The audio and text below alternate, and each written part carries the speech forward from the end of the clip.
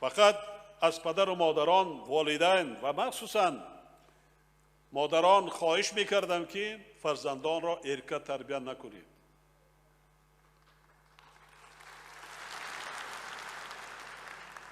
ارکه تربیت نکنید. بیهوده نگفتن ارکه بلای جان. وقتی کلانسال شد دیگر پدر و مادر را گوش نمی کند. ما در جایهای مخصوص برای کلانسالان، پیرانسالان که محتاج هستند امروز به کمک دولت، نیاز به غمخواری دارند، دهها بنیاد کردیم.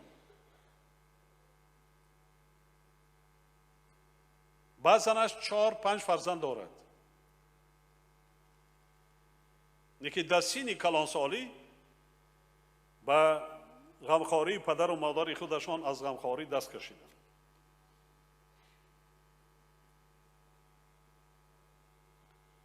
در بسیار حالت من برای چی بنقشه‌گیری عائله را گفته ایستادم تاکید میکنم، کم باشد، خوب باشد، سالم باشد و تربیت کردن نکن که آینده پرچمبردار و نامبرداری پدر و مادر و والدین گردند. شما با واسه اخبار عامه خوب میبینید. این وظیفه دولت است. البته این جای طعنه و ملامت نیست،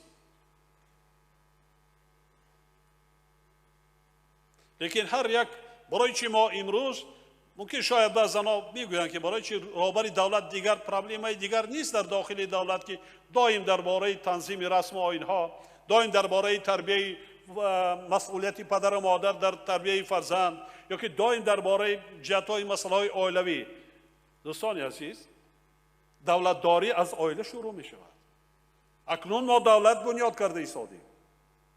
کموکاسی زندگی خود را ما باید خودمان آشکار کنیم و خودمان برطرف سازیم که آینده به یگان بدبختی کلان نبرد.